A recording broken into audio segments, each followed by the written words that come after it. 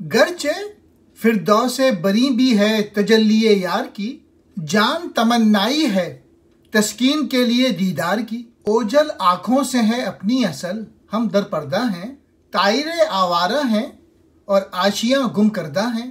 علم کج فطرت اگر ہے اور بد گوہر بھی ہے، وہ ہماری آنکھ پر ایک پردہ اکبر بھی ہے۔ علم کا ہو مقصد و منشا اگر ذوق نظر، علم ہی ہے راستہ اور علم ہی ہے رہبر، وہ تیری آنکھوں کے آگے رکھتا ہے قشر وجود، تاکہ تو پوچھے کہ یہ کیسی ہے کیوں کر ہے نمود۔ راہ کو ہموار کر دیتا ہے وہ اس طور سے، شوق کو بیدار کر دیتا ہے وہ اس طور سے، درد و داغ و تاب و تب تجھ کو عطا کرتا ہے وہ، گریہ ہائے نیم شب تجھ کو عطا کرتا ہے وہ۔ ہے جہان آب و خاک و بات کی تفسیر علم، چشم و دل کی پرورش کی کرتا ہے تدبیر علم، وہ مقام شوق و سرمستی پہ لاتا ہے تجھے، چھوڑ کر پھر مثل جبرائیل جاتا ہے تجھے۔ یہاں مراد ہے اللہ تعالیٰ کی بارگاہ، جہاں علامہ اقبال روحوں سے رخصت ہو کر پہنچے ہیں۔ علامہ اقبال کہہ رہے ہیں اگر جنت اللہ تعالیٰ کی تجلیوں میں سے ہے، لیکن جان اس محبوب کے دیدار کے بغیر سکون ہی نہیں پا سکتی، اس لیے میں اب اس محبوب کی طرف چلتا ہوں۔ ہم اپنی اصل کے لحاظ سے پردے میں ہیں، ہم پرندے ہیں اور اپنا گھونسلہ گم کر بیٹھے ہیں۔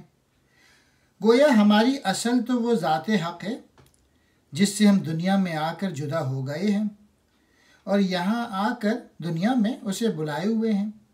علم اگر کج فطرت اور بد گوہر ہے تو وہ علم ہمارے آنکھوں کے آگے بڑا حجاب ہے۔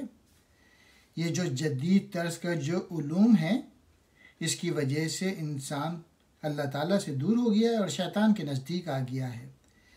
یہ صرف تن پروری کا ذریعہ ہے، یعنی کھانا پینا والا علم ہے اور یوں گھٹیا ہے۔ اس علم سے روحانی جذبہ پیدا کرنے کی توقع نہیں کی جا سکتی، جس طرح بد گوہر سے خیر کی امید نہیں ہوتی۔ اگر علم کا مقصود ایسی نظر پیدا کرنا ہے جو رابین ہو، خدا بین ہو اور خود بین ہو، تو وہ علم خود ہی راستہ بھی اور خود ہی رہبر بھی بن جاتا ہے۔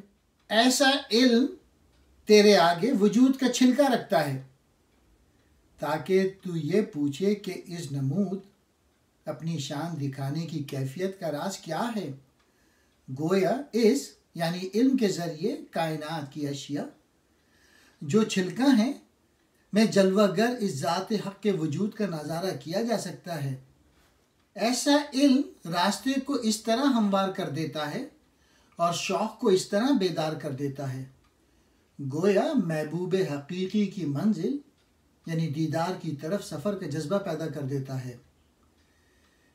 ایسا علم تجھے عشق کا درد، داغ، حرارت اور تڑپ عطا کرتا ہے، تجھے آدھی رات کا رونا عطا کرتا ہے، اس ذات کے دیدار کے لیے تجھے بے قرار رکھتا ہے، یوں تو بے قراری کی کیفیتوں کا حامل بن جاتا ہے۔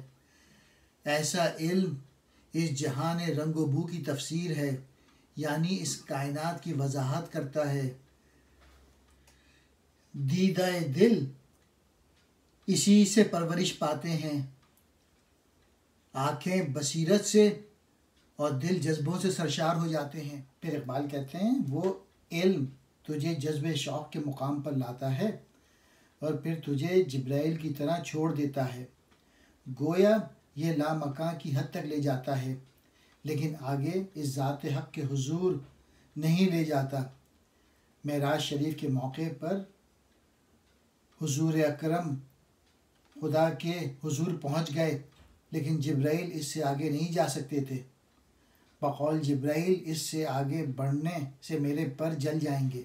حضور یعنی اللہ تعالیٰ کی بارگاہ، کج فطرت جس کی فطرت میں ٹیڑھا پن ہو، بد گوہر جس کی فطرت میں بدی ہو، قشر وجود وجود کا چھلکا، آرزو تجھے لاتا ہے۔